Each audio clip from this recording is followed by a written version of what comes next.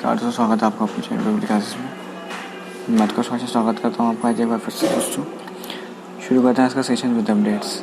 आज का पहला क्वेश्चन है कि विश्व स्तनपान सप्ताह मनाया जाता है। तो जो विश्व स्तनपान सप्ताह है वो 1 से 7 अगस्त हर साल महीने की मनाया जाता है, यानी 1 से 7 अगस्त हर साल विश्व स्तनपान सप्ताह मनाया जाता है। अगला क्वेश्चन है कि नाइट्रोजन डाइऑक्साइड का जो स्तर है वो कितना है। तो नाइट्रोजन डाइऑक्साइड का जो स्तर है वो 70% है। यूएन ने बताया है, यानी कि यूनाइटेड नेशन संयुक्त राष्ट्र ने बताया है कि लॉकडाउन के दौरान नई दिल्ली में नाइट्रोजन डाइऑक्साइड का स्तर 70% से अधिक गिर गया है। यानी कि जो मैंने क्वेश्चन आपसे करा है कि कितना स्तर है, तो 70% से नीचे है, 70% से अधिक गिर गया है नाइट्रोजन डाइऑक्साइड का स्तर लॉकडाउन के दौरान। अगला क्वेश्चन है कि इस राष्ट्र के सदस्य ISA में शामिल होंगे। तो जो राष्ट्र है वो है संयुक्त राष्ट्र, यूनाइटेड नेशन। ISA यानी इंडियन सोलर एनर्जी, अंतर्राष्ट्रीय सौर गठबंधन फ्रेमवर्क में संशोधन के लिए अनुसमर्थन मिलने के बाद उष्ण देशीय से बाहर देशों सहित संयुक्त राष्ट्र के सभी सदस्य राज्य अब अंतर्राष्ट्रीय सौर गठबंधन में शामिल हो जाएंगे। यानी कि जो हमने बताया था कि इस राष्ट्र के सदस्य ISA में शामिल होंगे, तो किस राष्ट्र के सदस्य शामिल होंगे? संयुक्त राष्ट्र के अंतर्राष्ट्रीय सौर गठबंधन, यानी कि इंटरनेशनल सोलर अलायंस।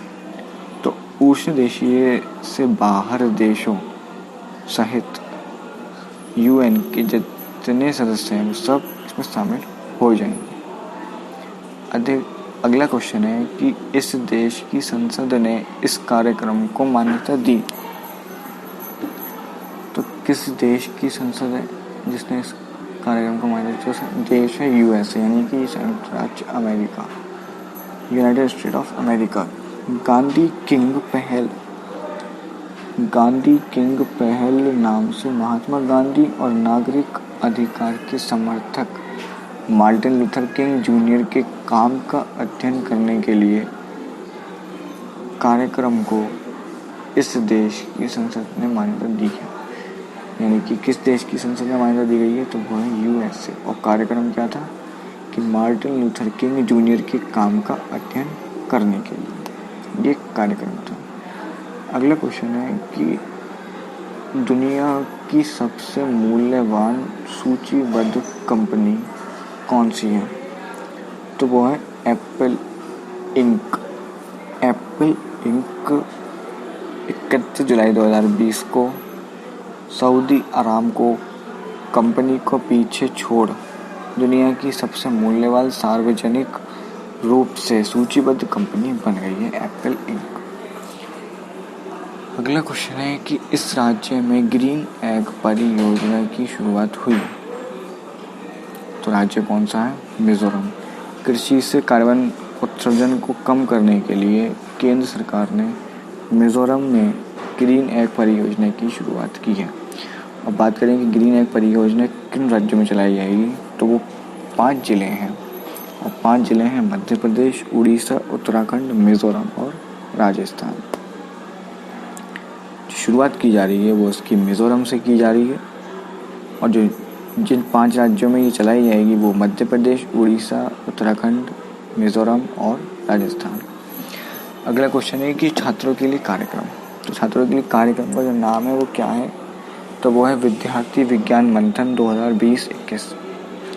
कक्षा 6 से 11वीं तक के छात्रों के बीच विज्ञान को लोकप्रिय बनाने के लिए